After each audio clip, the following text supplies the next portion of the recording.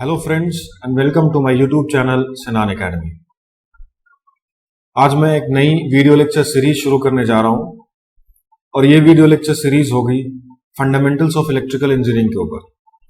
इस पूरे video lecture series में मैं basic concepts of electrical engineering discuss करूंगा, जैसे कि Kirchhoff's voltage law, Kirchhoff's current law, network theorems like Thevenin's theorem, Norton's theorem, superposition theorem etcetera, और basic concept जो एसी सिंगल फेज और एसी थ्री फेज में भी इस्तेमाल किए जाते हैं वो भी हम इसमें डिस्कस करेंगे, और कुछ बेसिक कॉन्सेप्ट्स इलेक्ट्रिकल मशीन्स के भी हम डिस्कस करेंगे। ठीक है, तो चलिए शुरू करते हैं हमारा पहला लेक्चर। और आज का जो लेक्चर है वो लेक्चर होगा आपका Kirchhoff's voltage law and mesh current analysis के ऊपर। हम डिस्कस करेंगे किरचॉफ्स वोल्टेज लॉ क्या होता है और इसका एप्लीकेशन है मेश करंट एनालिसिस। तो उसको हम क्वेश्चन के थ्रू डिस्कस करेंगे कि how can you apply mesh current analysis in different questions. ठीक है, तो चलिए शुरू करते हैं। So Kirchhoff's voltage law states that algebraic sum of all the voltages, voltage rise और voltage drop inside a loop is zero. मतलब यह है कि अगर आप किसी एक क्लोज्ड पाथ पे, लूप मीन्स क्लोज्ड पाथ, अगर एक इलेक्ट्रिकल सर्किट में या इलेक्ट्रिकल नेटवर्क में आप एक क्लोज्ड पाथ पे मूव करते हैं, so total voltage algebraic sum of all the voltages, या तो वोल्टेज राइज हो या वोल्टेज ड्रॉप हो, उन सब का जब हम सम करेंगे that will be equal to zero. तो इसको समझने के लिए एक सर्किट ले लेते हैं हम। Late us consider this is the circuit, very simple circuit. इसमें कुछ एलिमेंट्स लगे हुए हैं, इलेक्ट्रिकल एलिमेंट, एक वोल्टेज सोर्स है और दो रेजिस्टर है। सो किरचॉफ्स वोल्टेज लॉ के अकॉर्डिंग ये बहुत ही सिंपल लूप है। इस लूप में जितना भी वोल्टेज ड्रॉप या राइज होगा उन सब का सम इक्वल टू जीरो होगा। सो सबसे पहले हम एक साइन कन्वेंशन ले लेते हैं। That sign convention is according to the voltage rise और वोल्टेज ड्रॉप। क्योंकि जब हम एक एलिमेंट को क्रॉस करेंगे या एक लूप में जब हम मूव कर रहे होंगे तो हमारे पास दो पॉसिबिलिटी है, या तो वोल्टेज राइज होगा अगर किसी एलिमेंट को क्रॉस करेंगे हम तो, या वोल्टेज ड्रॉप होगा। सो जो साइन कन्वेंशन हम यहां लेने जा रहे हैं वो साइन कन्वेंशन है, वोल्टेज राइज को हम नेगेटिव लेंगे और वोल्टेज ड्रॉप को हम पॉजिटिव लेंगे। So voltage rise we are going to take as positive, voltage rise को नेगेटिव और वोल्टेज ड्रॉप को पॉजिटिव। ऑब्वियसली वोल्टेज राइज और वोल्टेज ड्रॉप दोनों अलग अलग डायरेक्शन में होगा, that is why we have taken the sign convention, एक को प्लस और एक को माइनस। आप ऑपोजिट भी ले सकते हैं, it depends upon your view. इधर you take rise as a positive और drop as a negative, so both are possible. Okay, so अब ये लेने के बाद चलिए हम अप्लाई करते हैं किरचॉफ्स वोल्टेज लॉ इस सिंपल से सर्किट में। सो किरचॉफ्स वोल्टेज लॉ अप्लाई करने से पहले आपको एक करंट को कंसीडर करना पड़ेगा इस पूरे क्लोज लूप में। सो मान लेते हैं इस पूरे लूप में एक करंट फ्लो कर रहा है आई। ठीक, सो अब हम अप्लाई करते हैं इस लूप में केवीएल। सो इस लूप का हम नाम दे देते हैं, से फॉर एग्जांपल ये ए है, ये पॉइंट बी है, ये पॉइंट सी है, ये पॉइंट डी है। ओके, सो हम अप्लाई करने जा रहे हैं अप्लाइंग केवीएल इन लूप। इस लूप का नाम दे दीजिए ए बी सी डी। ये नाम मैंने इसलिए दिया है कि पॉसिबिलिटी हो सकती है कि जैसे आप कोई और सर्किट सॉल्व कर रहे हैं तो एक से ज्यादा लूप हो।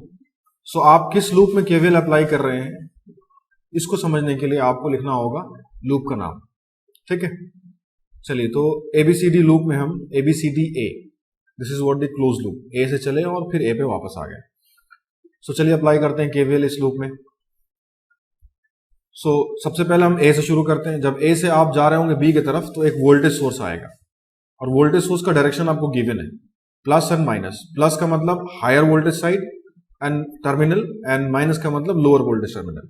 तो आप लोअर वोल्टेज टर्मिनल से हायर वोल्टेज टर्मिनल की तरफ जा रहे हैं, माइनस से प्लस की तरफ जा रहे हैं, तो ये वोल्टेज राइज हो रहा है, this is voltage rise. Minus से प्लस की तरफ जब जाते हैं आप तो वोल्टेज राइज होता है। तो वोल्टेज राइज के लिए हमने क्या लिया हुआ है, नेगेटिव। सो इस वोल्टेज को हमने नेगेटिव लेना है। सो पहला एलिमेंट है वोल्टेज, तो माइनस वी। ठीक, अब दूसरा आपके पास आता है रेजिस्टेंस R1। और देखिए वोल्टेज ड्रॉप रेजिस्टेंस में क्या होता है, अगर आप अप्लाई करते हैं Ohm's law, so voltage drop across resistance R1 होगा I इंटू R1। और वोल्टेज जो ड्रॉप होता है वो in the direction of current होता है, इस डायरेक्शन में होगा, जिस डायरेक्शन में करंट जा रहा है उस डायरेक्शन में वोल्टेज ड्रॉप होगा। मतलब आप एलिमेंट में इंटर करेंगे तो हायर वोल्टेज साइड होगा, जब लीव करेंगे तो लोअर वोल्टेज साइड होगा। ठीक है, तो हायर वोल्टेज साइड ये है, high potential terminal and low potential terminal ये है। ठीक, तो आप जब एक रेजिस्टेंस को क्रॉस कर रहे होंगे तो यहां पे एक वोल्टेज ड्रॉप होगा। और इस बात को हमेशा समझ लीजिए, जब भी आप रेजिस्टेंस से गुजरेंगे तो हमेशा आपको वोल्टेज ड्रॉप ही लेना है। ओके, हम आगे आपके डिस्कस करेंगे, आगे हम डिस्कस करेंगे कि अगर एक रेजिस्टेंस के थ्रू दो करंट होगा तो किस तरह से वोल्टेज ड्रॉप लिया जाए, तो हम आगे डिस्कस करेंगे वो। ठीक है, फिलहाल आप ये जहन में डाल लीजिए कि आपको जब भी किसी एक रेजिस्टेंस को क्रॉस करना है तो हमेशा वोल्टेज ड्रॉप लेना है। तो यहाँ पे वोल्टेज ड्रॉप लेना है हमको, तो वोल्टेज ड्रॉप अक्रॉस रेजिस्टर क्या होता है, voltage drop is equal to voltage across resistance is equal to current through resistance and multiplied with the resistance R1। So यहाँ पे जो ड्रॉप होगा वो क्या होगा, I इंटू R1। और यहाँ पे हमने पता है ड्रॉप को पॉजिटिव लिया है तो ड्रॉप विल बी पॉजिटिव, तो I इंटू R1। ठीक, ऐसे ही आप R2 के क्रॉस, जब एक R2 के थ्रू गुजर रहे होंगे आप, when you are crossing R2, so the voltage drop across R2 will be I into R2, that will be equal to 0। so ये एक KVL इक्वेशन बन गया। KVL इक्वेशन में sum of all the voltages is equal to 0। यहां पे आप देख रहे हैं इस V को, जो कि ये वोल्टेज है, ये वोल्टेज राइज है, तो इसको आप दूसरे तरीके से ऐसे भी लिख सकते हैं, V is equal to I into R1 plus R2।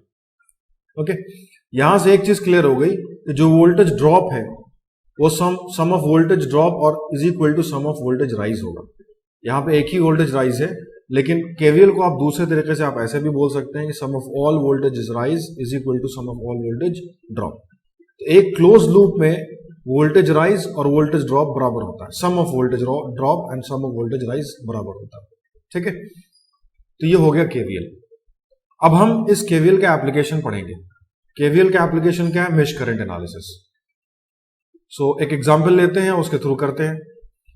तो सपोज ये हमारा एक सर्किट है, इसमें हमको केवीएल लगाना है। अब आप देख रहे हैं यहाँ पे पिछले वाले केस से थोड़ा सा अलग सर्किट है। ठीक है, इसमें 3 रेजिस्टेंसेज हैं, 2 वोल्टेज सोर्सेज हैं। ठीक, तो अब हमें इसमें केवीएल लगाना है, तो उस केवीएल को अप्लाई करने के लिए हम मेश करंट एनालिसिस का इस्तेमाल करेंगे। मेश करंट एनालिसिस क्या होता है उसको हम पहले समझ लेते हैं। देखिए, मेश करंट एनालिसिस में सबसे पहले आपको यह समझना है कि मेश किसे कहते हैं। देखिए, मेश होता है स्मॉलेस्ट लूप, वैसा लूप जो सबसे छोटा हो, मतलब उस लूप के अंदर कोई दूसरा लूप पॉसिबल नहीं है, उसको हम बोलते हैं मेश। जैसे अगर हमने सारे अगर पॉइंट्स का नाम दे दें आप, A B C D E F, सो अगर मैं आपसे पूछूं कितने पॉसिबल क्लोज्ड पाथ हैं इसमें, क्लोज्ड पाथ, तो देखिए मैं डिफरेंट पाथ्स को लिख रहा हूं। पाथ नंबर 1 या लूप नंबर 1 जिसे कह लीजिए आप, क्लोज्ड पाथ मींस लूप। एक तो आप ये पाथ देखिए, A B C F A, ये क्लोज्ड पाथ हो गया, A B C F A। दूसरा और एक लूप देखिए, यहां कह सकते हैं आप F C D E F, तो F C D E F। और एक और लूप पॉसिबल है इसमें, वो कौन सा लूप है, A B C D E F A, A B C D E F A। ठीक, अब देखिए ये 3 लूप इस सर्किट में पॉसिबल है, इसके अलावा और चौथा लूप पॉसिबल नहीं है। तो ये तो सारे पॉसिबल लूप हैं। अब मैं आपसे अगर पूछूं कि इन लूप्स में से मेश कौन सा है, तो डेफिनेशन के अकॉर्डिंग मेश वो लूप होगा जिसके अंदर कोई दूसरा लूप पॉसिबल नहीं है। तो देखिए सबसे बड़ा जो लूप है इसमें वो तीसरा वाला है, A B C D E F A। और इसी बड़े लूप के अंदर 2 छोटे छोटे लूप्स हैं, लूप 1 एंड लूप 2, इस लूप 3 के अंदर ही आ रहा है, तो लूप 3 एक मेश नहीं होगा। और लूप 1 जो है इसके अंदर कोई दूसरा लूप पॉसिबल नहीं है, ये सबसे छोटा स्मॉलेस्ट लूप है। So loop 1 and loop 2 are the mesh and loop 3 is simple loop. Okay, इस लूप 1 और लूप 2 को हम मेश कह सकते हैं। तो this is a mesh and this is also a mesh. ठीक, तो मेश को पहचानना एक इलेक्ट्रिकल सर्किट में बहुत आसान होता है। छोटा सा जो क्लोज लूप हो जाए that is called as a mesh, उसके अंदर कोई दूसरा लूप पॉसिबल नहीं होना चाहिए। ठीक, smallest loop is called as mesh. तो ये बात हो गई मेश की। अब मेश करंट एनालिसिस में क्या करते हैं, स्टेप्स देखिए one by one. Mesh current analysis में सबसे पहला जो स्टेप है कि आइडेंटिफाई करना मेश को। ठीक, आइडेंटिफाई ऑल मेश, जितने भी मेश हैं उसको आइडेंटिफाई कर लीजिए। तो आपने देखा यहां पे दो मेश हैं, लूप 1 एंड लूप 2, या मेश 1 एंड मेश 2 कह लीजिए आप इसको। तो दो मेश पॉसिबल है यहां पे। ठीक, नेक्स्ट है जितने भी मेश आपने कंसिडर किए हैं उन मेश में आप एक करंट ले लीजिए, that is called as mesh current. ठीक, तो जैसे ये पहला वाला मेश है, मेश 1 ABCFA, सो इसमें हमने एक करंट ले लिया, से फॉर एग्जांपल ये ले लिया मैंने I1। ठीक, सिमिलरली मेश 2 में भी एक करंट ले लीजिए I2। Okay, so second step क्या होगा, mark currents in all mesh. अब एक सवाल ये आएगा कि करंट का डायरेक्शन हमने इसी तरह से क्यों लिया, मींस क्लॉकवाइज ही क्यों लिया। देखिए आपके ऊपर है, या तो आप क्लॉकवाइज लीजिए या आप एंटी क्लॉकवाइज लीजिए, लेकिन थोड़ा कॉम्प्लेक्सिटी को कम करने के लिए, जो कैलकुलेशन होगी उसको कॉम्प्लेक्सिटी को कम करने के लिए कोशिश ये कीजिए कि जो ओरिएंटेशन ऑफ करंट लेंगे आप, जो डायरेक्शन ऑफ करंट लेंगे आप, वो सेम हो सारे लूप में। आप ऑपोजिट भी ले सकते हैं, कोई ऐसी चीज नहीं है। आप इधर से क्लॉकवाइज और इधर से एंटी क्लॉकवाइज भी ले सकते हैं, लाइक दिस वे। ठीक है, लेकिन कोशिश ये किया जाता है कि एक ही तरह का ओरिएंटेशन सारे लूप में लिया जाए करंट का। सो हमने यहां दो करंट कंसीडर कर लिया, उनका डायरेक्शन हो गया I1 and I2 like this. ठीक, अब तीसरा and the final one is apply KVL in all the mesh. Apply KVL in all mesh, जितने भी मेश हैं उनमें आप KVL अप्लाई कीजिए और KVL इक्वेशंस लिखिए। तो यहां पे हमारे पास दो मेश हुए, मेश 1 एंड मेश 2।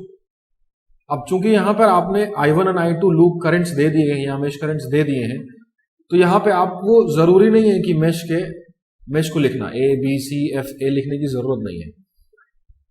ठीक है, समझ में आ जाएगा कि आप मेश 1 में ही काम कर रहे हैं अगर आप I1 का इक्वेशन लिख रहे हैं तो। ठीक, तो चाहे तो आप लिख लें। सो स्टार्ट करते हैं KVL लिखना, हम अप्लाई करते हैं KVL इन लूप 1। लूप 1 नाम दे देते हैं उसको। ठीक है, अप्लाइंग KVL इन लूप 1, पहले लूप में हम KVL अप्लाई कर रहे हैं। चलिए, तो देखिए यहां पर से आप शुरू करते हैं, A से शुरू करते हैं। सो वोल्टेज आ गया V1, तो आप माइनस से प्लस की तरफ जा रहे हैं। और ये बात का भी आप ध्यान रखेंगे कि जिस डायरेक्शन में आपने करंट लिया है उसी डायरेक्शन में आप उस लूप में मूव करेंगे। ठीक है, it will be easier for you. Okay, so हमने इस डायरेक्शन में क्लॉकवाइज में लिया I1, तो हम इसी तरह से मूव करेंगे इस लूप में। तो जब इसमें जाएंगे V1 को क्रॉस करेंगे, so it will be drop और rise, it will be rise in voltage. Minus से प्लस की तरफ जा रहे हैं तो rise in voltage. So rise को हमने निगेटिव लिया हुआ है, तो माइनस V1। जब R1 को क्रॉस कर रहे होंगे तो इसमें करंट कितना है I1, सो ड्रॉप कितना हो जाएगा, रेजिस्टेंस में ड्रॉप लेंगे तो I1 into R1, so plus I1 into R1।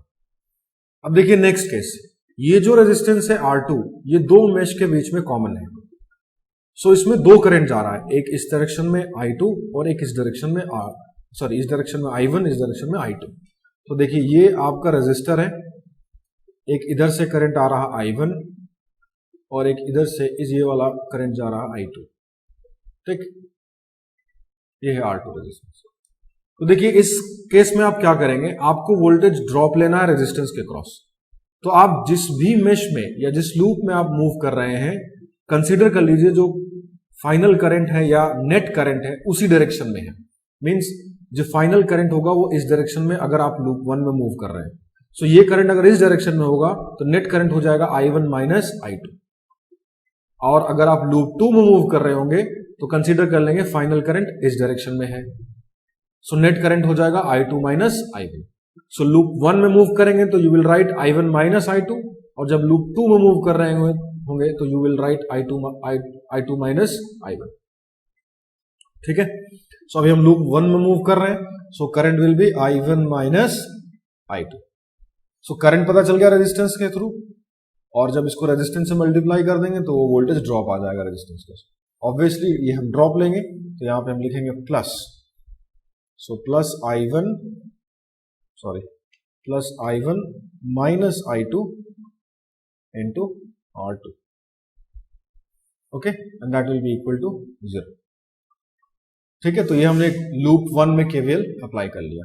Similarly and so on, अगर आप लूप 2 में अप्लाई करेंगे, चलिए लूप 2 में अप्लाई कर देते हैं।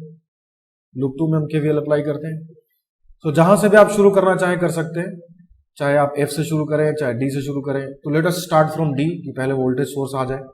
तो D से स्टार्ट करेंगे, जब इस डायरेक्शन में मूव करेंगे तो वोल्टेज ड्रॉप होगा, क्योंकि प्लस से माइनस की तरफ आप आ रहे हैं, माइनस से प्लस जाते हैं वोल्टेज राइज होता है, तो प्लस से माइनस की तरफ आएंगे तो वोल्टेज ड्रॉप होगा। और आप क्लॉकवाइज ही मूव करेंगे क्योंकि I2 का डायरेक्शन आपने क्लॉकवाइज लिया हुआ है। सो D से E की तरफ आएंगे तो वोल्टेज ड्रॉप होगा, तो ड्रॉप के लिए हमने पॉजिटिव लेना है, सो प्लस V2। सो इधर यू राइट प्लस और not, it is always positive. ठीक है, so let us write V2 only.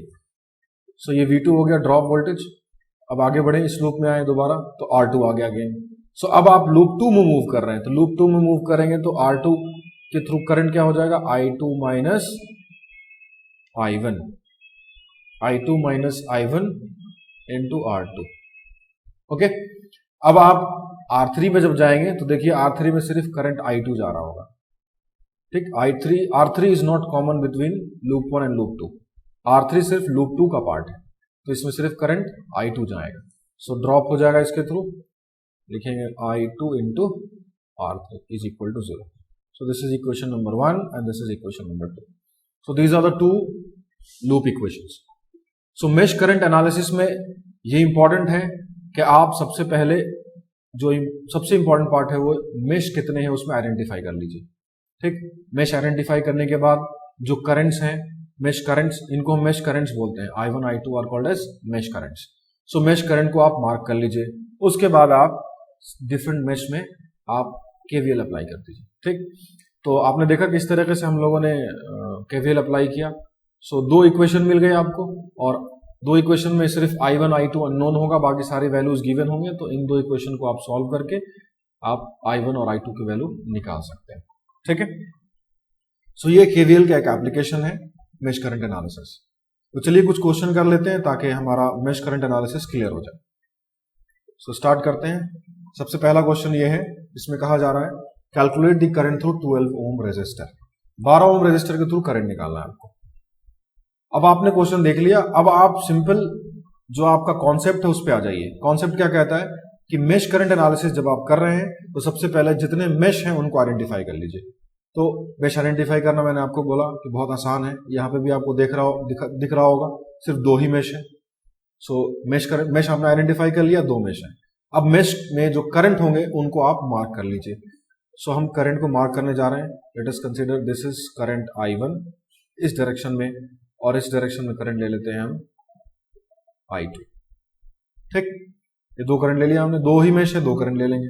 अब इन दोनों मेश में केवीएल अप्लाई करेंगे। So let us apply KVL in mesh 1 and mesh 2। So we are going to solve this question now. So mesh 1 में देखिए, या loop 1 में we are going to apply KVL in loop number 1। Loop number 1 में no need to write ABCDEF, आप चाहें तो लिख लीजिए, या आप सिंपल लूप 1 लिख लीजिएगा तो समझ में आ रहा है कि आप इसी लूप में मूव कर रहे हैं। ठीक, सो यहां से जैसे क्रॉस करेंगे voltage, so it will B voltage rise. तो वोल्टेज राइज के लिए क्या लिखेंगे, -45। यहां पे वोल्टेज ड्रॉप होगा तो +2 इंटू I1। अब इस 12 ओम के थ्रू जब आप क्रॉस कर रहे होंगे तो आपके पास दो करंट है, एक इस डायरेक्शन में, एक इस डायरेक्शन में। तो चूंकि आप लूप 1 में मूव कर रहे हैं, सो नेट करंट क्या लिखेंगे आप, I1 minus I2। So drop होगा वोल्टेज का I1 माइनस I2 इंटू 12। ठीक, आगे बढ़िए। सो आपके पास एक और रजिस्टर है 4 ओम, इसमें करंट कितना जा रहा है, I1। So it will be 4I1 is equal to 0। ठीक, जब इसको सॉल्व कर लेंगे तो आपके पास आएगा 16I1 minus 12I2 is equal to 45। इसको मान लीजिए आप इक्वेशन नंबर 1। इसी तरीके से आप लूप 2 में केवीएल अप्लाई करें, वोल्टेज सोर्स से शुरू करते हैं सबसे पहले। तो जब आप क्लॉकवाइज मूव करेंगे वोल्टेज सोर्स के क्रॉस तो आपको वोल्टेज ड्रॉप होगा। यहाँ पे वोल्टेज राइज हो रहा है लेकिन यहाँ वोल्टेज ड्रॉप होगा। अगर यहाँ आप एंटी क्लॉकवाइज मूव करेंगे तब वोल्टेज राइज होगा, लेकिन आपने ओरिएंटेशन क्लॉकवाइज दे रखा है तो आपको क्लॉकवाइज ही मूव करेंगे। तो क्लॉकवाइज जब मूव करेंगे तो ऊपर से नीचे आएंगे तो वोल्टेज ड्रॉप होगा। तो वोल्टेज ड्रॉप के लिए क्या लिखेंगे, +30 वोल्टेज गिवन है यहाँ पे तो +30 हो गया। नाउ 3 ओम के थ्रू जब जाएंगे आप तो करंट कितना जा रहा है, I2। 3 ओम कॉमन नहीं है मेश 1 मेश 2 में, ये सिर्फ मेश 2 का पार्ट है। तो मेश 2 में करंट कितना है, I2। सो यहाँ पे करंट I2 जा रहा है, सो ये हो जाएगा 3I2 +3 × I2। Okay, now plus drop होगा रेजिस्टेंस में तो प्लस लिख दिया मैंने पहले ही। So drop will be equal to I2 - I1। इसमें हम मूव करेंगे तो क्या होगा, I2 - I1 × 12। सो इसको आप ऐसे लिखिए 12 I2 - I1। ओके, अब यहां भी वोल्टेज ड्रॉप होगा, करंट उसमें I2 है, so it will be 9 times of I2 is equal to 0। जब आप इसको सॉल्व कर लेंगे तो यह आएगा -12 I1 +24 I2 is equal to -30। ये इक्वेशन नंबर 2 हो गई। ठीक है, तो अब आप इक्वेशन 1 और इक्वेशन 2 में आप देख रहे हैं कि दो ही वेरिएबल है I1 I2। ठीक है, और दो इक्वेशन आपके पास मिल गया है। सो जब आप इस इक्वेशन को सॉल्व कर लेंगे तो आपको I1 I2 मिल जाएगा। So on solving equation 1 and 2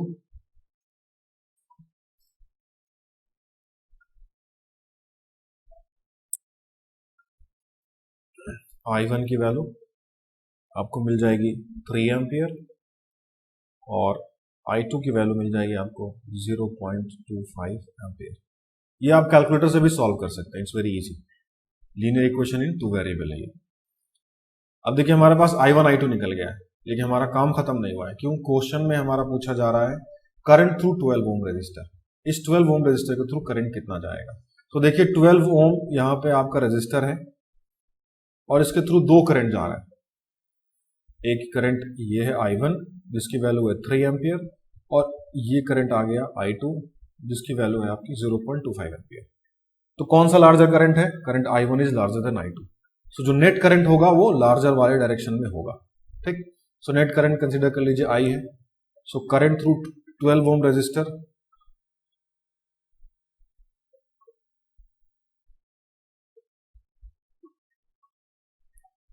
क्या लिखेंगे आप, I is equal to I1 - I2। So I1 is 3 ampere, I2 is 0.25, so that will be 2.75 ampere. So the answer is 2.75. Clear.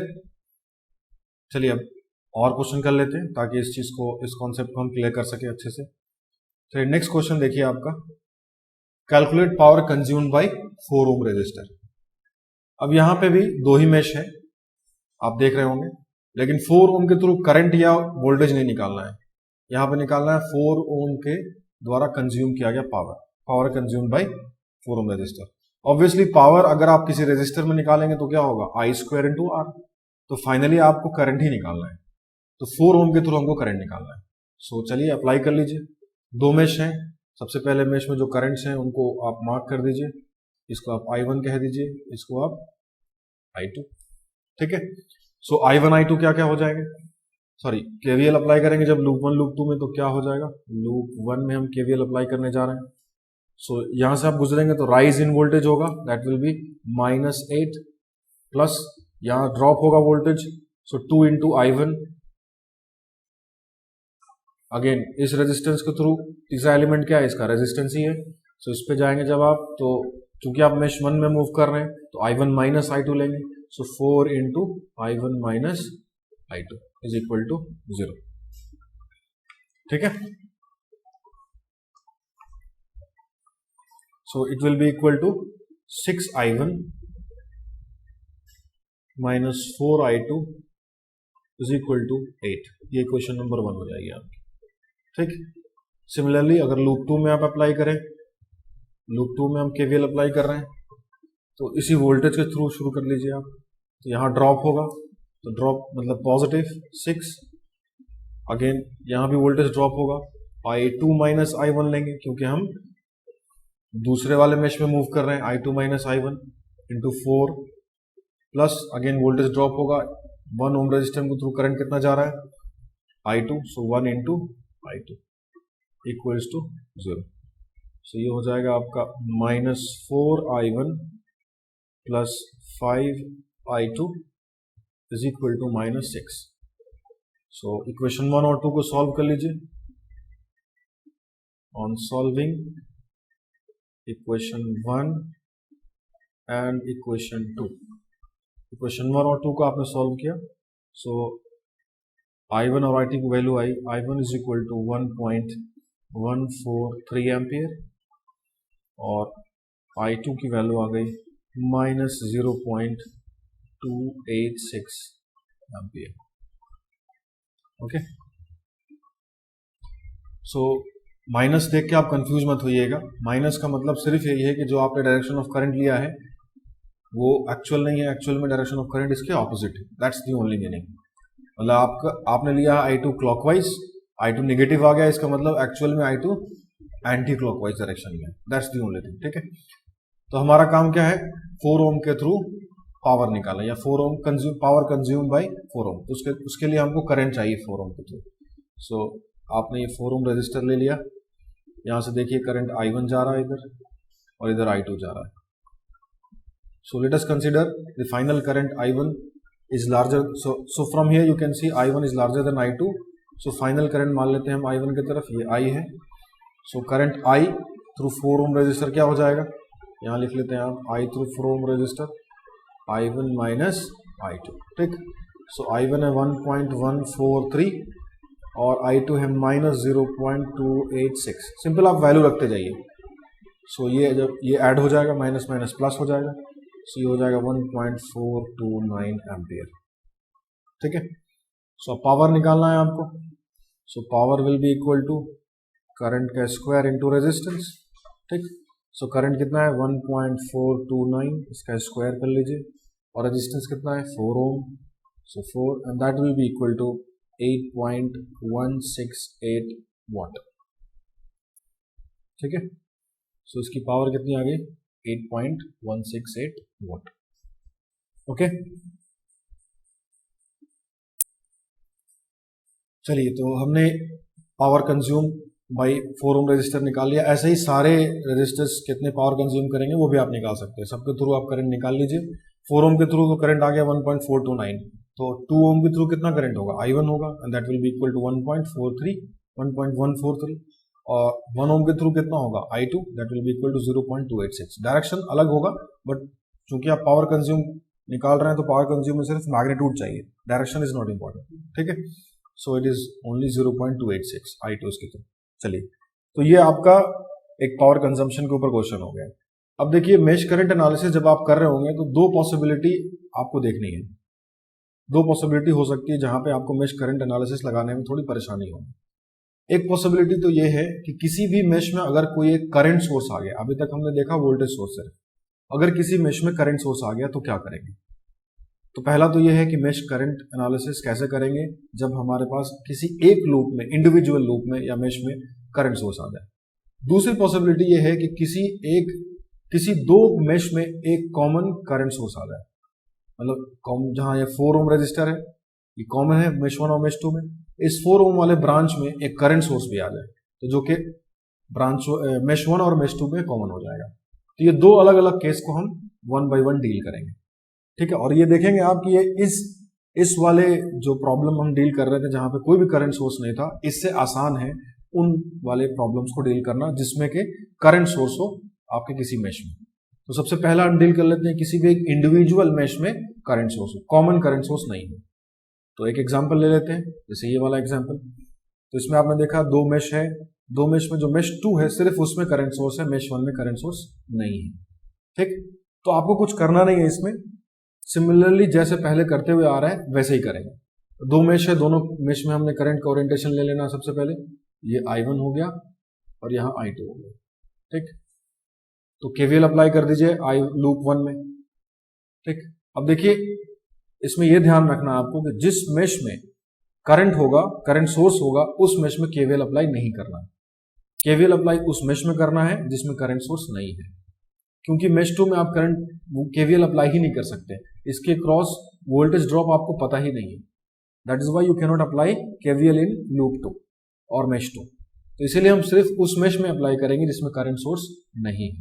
तो इस वाले मेश में हमने देखा करंट सोर्स नहीं है, तो हम यहाँ अप्लाई करेंगे केवीएल। तो ये होगा राइज इन वोल्टेज तो -10, फिर drop in voltage +4i1, plus यहाँ भी ड्रॉप होगा, यहाँ पे होगा 6i1 minus i2, 6i1 minus i2 is equal to 0। ठीक है, तो ये हो जाएगा 10i1 minus 6i2 is equal to 10। Equation number 1, sorry equation number 1। अब आप देखिए दूसरे वाले लूप में आप केवीएल अप्लाई नहीं कर सकते। जब आप केवीएल अप्लाई नहीं कर सकते तो सेकेंड इक्वेशन मिलेगी नहीं। जब सेकेंड इक्वेशन नहीं मिलेगी तो i1 i2 की वैल्यू कैसे निकालेंगे आप? तो देखिए इस केस में क्या करते हैं, जिस मेश में करंट होगा, करंट सोर्स होगा, उस मेश में जो करंट फ्लो कर रहा होगा वो उसी के बराबर होगा। जैसे यहां करंट i2 फ्लो कर रहा है तो i2 इस डायरेक्शन में, ओके, और क्वेश्चन में गिवन है कि 5 एम्पियर इस डायरेक्शन में, this is the direction of current in this mesh 5 ampere. So i2 इधर है और 5 एम्पियर इधर है, तो आप कह सकते हैं कि आप i2 को लिख सकते हैं i2 is equal to -5 ampere, क्योंकि i2 के ऑपोजिट में 5 एम्पियर जा रहा है। ठीक है, मतलब ये 5 एम्पियर 3 ओम के थ्रू जाएगा और 3 ओम के थ्रू i2 भी जा रहा है इस डायरेक्शन में, लेकिन दोनों ऑपोजिट है, इसलिए i2 is equal to -5 ampere होगा। अब इस i2 की वैल्यू आप जैसे ही इसमें डाल देंगे you will get the value of i1। So putting the value of i2 in equation 1,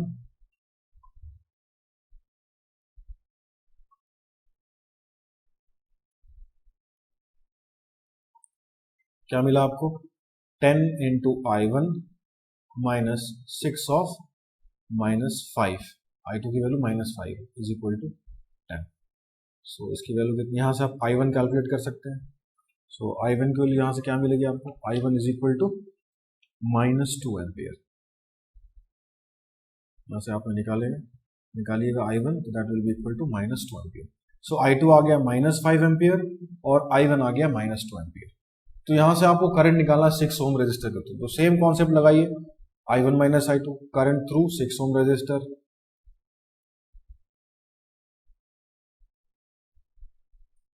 So let us consider that current is I, that will be equal to I1 minus I2. So I1 minus I2 का मतलब I1 है आपका -2 और I2 है आपका -5, तो ये हो जाएगा आपका 3 ampere. So net current through 6 ohm resistor is 3 ampere और डायरेक्शन क्या होगा, I1 के डायरेक्शन, मतलब इस डायरेक्शन में 3 एम्पियर करंट फ्लो कर रहा होगा, 3 एम्पियर करंट। ठीक है, तो एक केस तो ये हो गया जहां पे एक इंडिविजुअल लूप में या इंडिविजुअल मेश में एक करंट सोर्स हो। अब हम वो केस भी लेते हैं जहां पे करंट सोर्स कॉमन हो 2 लूप या 2 मेश के बीच में। ठीक है, उस क्वेश्चन को कैसे करते हैं देख लेते हैं।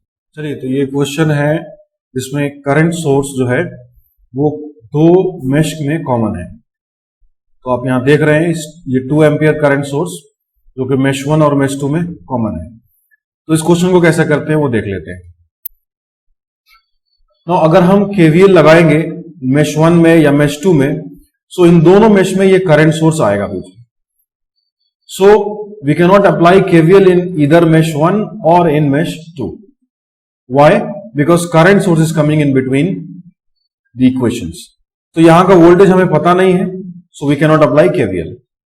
सो हम क्या फिर तरीका अपनाएंगे या क्या मेथड अपनाएंगे कि हम I1 और I2 को सॉल्व कर सकें। सो इसके लिए देखिए, आपको जो ये मिड वाला रेजिस्टर है 2 ओम, इसके थ्रू करंट कितना जा रहा है, यहां पे 2 एम्पियर है। सो ये current through this resistor is 2 ampere. ठीक है, सो ये रेजिस्टर को आप अलग से बना लीजिए, ये 2 एम्पियर करंट 2 ओम का रेजिस्टर है और इसमें 2 एम्पियर करंट जा रहा है। और इस 2 एम्पियर के थ्रू 2 और करंट्स हैं जिसको हम कह रहे हैं I1 मेश करंट I1 और ये मेश करंट I2। ठीक, सो 2 करंट जा रहा है इस 2 ओम रेजिस्टर के थ्रू भी, ये I1 एक मेश करंट I1 एक मेश करंट I2।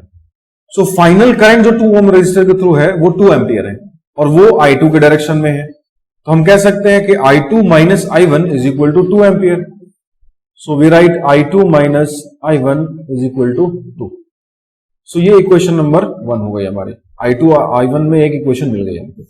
अब दूसरी इक्वेशन के लिए हम क्या करेंगे, क्योंकि हम केवीएल तो अप्लाई नहीं कर सकते दोनों मेश में अलग अलग, तो हम क्या करेंगे, यहां पर एक मेथड है जिसको हम कहते हैं सुपर मेश एनालिसिस। तो हम एक सुपर मेश बनाएंगे। सुपर मेश क्या होता है देखिए, उसको समझिए। ये एक सर्किट है, इस सर्किट में जो ब्रांच दो मेश में कॉमन है, जिसमें करंट सोर्स अवेलेबल है, उस ब्रांच को आप ओमिट कर दीजिए, डिलीट कर दीजिए। उसके बाद सर्किट को दोबारा बनाइए। तो अगर हमने इस मिड वाले ब्रांच को ओमिट कर दिया तो हमारा जो सर्किट होगा कुछ इस तरीके से होगा। ये 6 ओम रजिस्टर, ये 4 ओम रजिस्टर, ये वोल्टेज सोर्स, इधर वोल्टेज सोर्स, लाइक दिस। सो ये हो गया 10 वोल्ट, ये हो गया 4 वोल्ट्स, ये 6 ओम, ये 4 ओम, और बीच वाला ब्रांच हमने ओमिट कर दिया, हटा दिया। ये बीच वाला ब्रांच जो हमने डिलीट कर दिया, ठीक। सो जो मेश करंट है उसको डिनोट कर देंगे। ये मेश करंट I1 है, ये मेश करंट I2 है, ठीक। तो यहां से आपको एक चीज पता चल रही है कि I1 जो है वो करंट 6 ओम के थ्रू जा रहा है, और I2 जो करंट है वो 4 ओम के थ्रू जा रहा है। So we know that the current through 4 ohm is I2 and current through 6 ohm is I1। ये ब्रांच डिलीट करने का ये मतलब नहीं है कि आपने सर्किट चेंज कर दिया।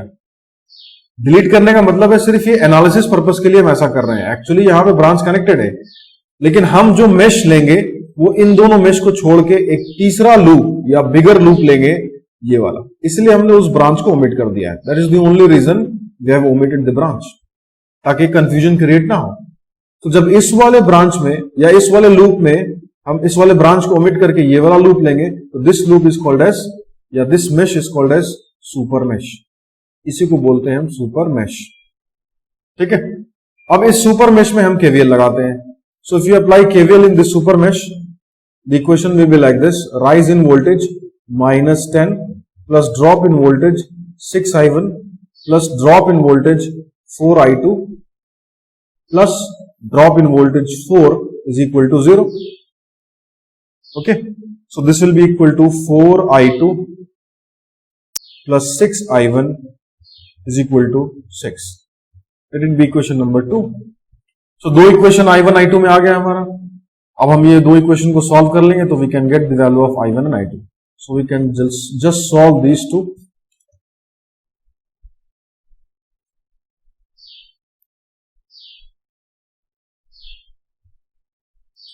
So on solving equation 1 and 2, we get the value of I1 as minus 0.2 ampere and value of current I2 as 1.8 amperes.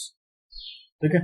So this is the question in which एक ब्रांच में current source आ गया और वो branch दो mesh के बीच में common है। इसके पहले जो हमने क्वेश्चन किया था कि एक किसी इंडिविजुअल लूप में या इंडिविजुअल मेश में सिर्फ एक करंट सोर्स होगा, तो कैसे करेंगे। और ये वाला क्वेश्चन है, इसमें एक करंट सोर्स किसी एक ब्रांच में लेकिन कॉमन है दो मेश के बीच, ठीक है।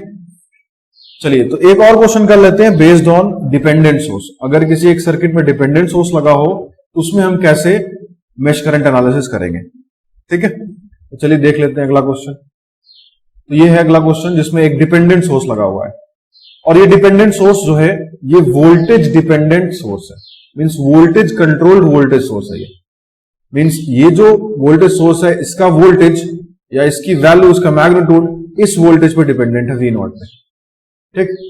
अब इस क्वेश्चन को कैसे करेंगे, देखिए इसमें भी कह रहा है वोल्टेज अक्रॉस 8 ओम रजिस्टर निकालना है।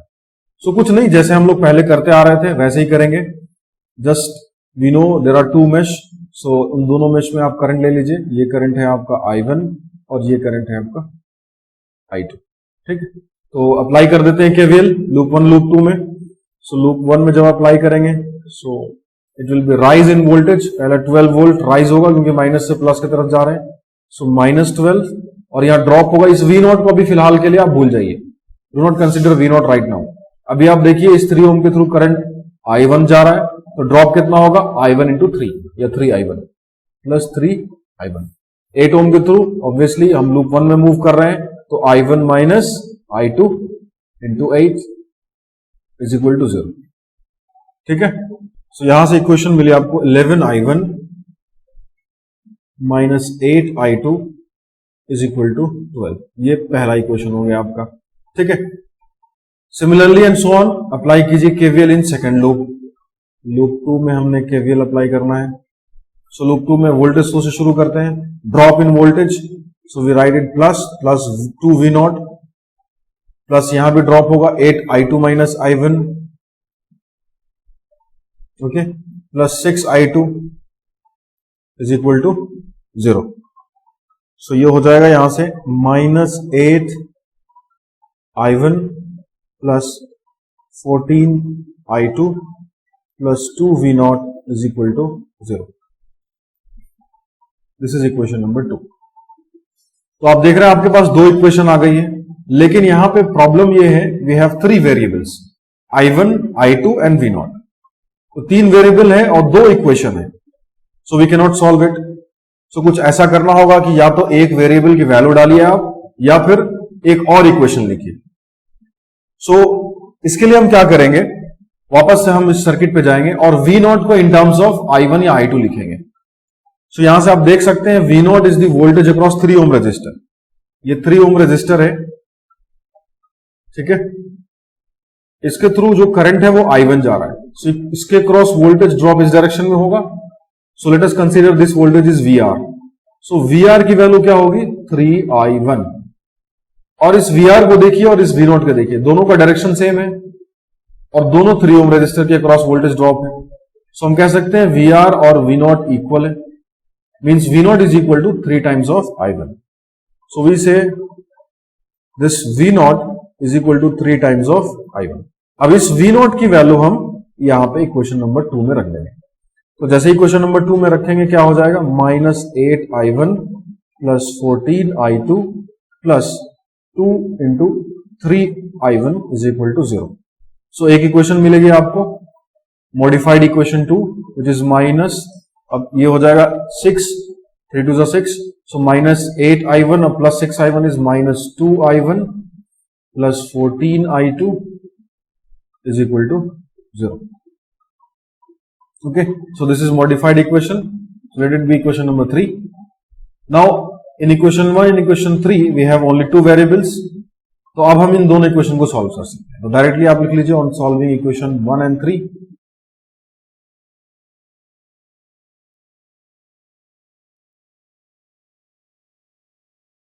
On solving equation 1 and equation 3, i1 और i2 की वैल्यू आपको मिल जाएगी। i1 is equal to 1.217 ampere and i2 is coming out to be 0.174। Okay, अब हमें 8 ओम रेजिस्टर के थ्रू या 8 ओम रेजिस्टर के क्रॉस वोल्टेज निकालना है। सो वोल्टेज क्या होता है, करंट इनटू रेजिस्टेंस। सो हमें फाइनली करंट ही निकालना है इस 8 ओम रेजिस्टेंस के थ्रू। सो करंट कैसे निकालेंगे, फाइनल करंट, नेट करंट, क्योंकि 2 करंट जा रहा है इस 8 ओम रेजिस्टेंस के थ्रू, i1 और i2। सो net current through 8 ohm register को हम मान लेते हैं से फॉर एग्जांपल I, ठीक है। And since i1 is larger than i2, so i1 के डायरेक्शन में हमने I को कंसीडर किया। So I will be equal to i1 minus i2 which is equal to 1.217 minus 0.174 which is equal to 1.043 amperes. So जैसे ही current i1 आ गया, voltage across 8 ohm register हम निकाल सकते हैं। So let us consider this V is the voltage across 8 ohm resistor. Okay, so it will be equal to 8 into I। So 8I is 1.043, so it will be 8.344 volts। Okay, तो आपने देखा हमने different cases में कैसे KVL apply किया और कैसे हमने क्वेश्चन को सॉल्व किया। सो नेक्स्ट वीडियो में we are going to do nodal analysis which is the application of Kirchhoff's current law. Okay, so यहां तक रहने दीजिए इस वीडियो में। नेक्स्ट वीडियो में मिलते हैं हम, जहां पे हम पढ़ेंगे KCL and nodal analysis. Thank you very much for watching my videos on YouTube. Like करना और शेयर करना ना भूलें। Thank you very much.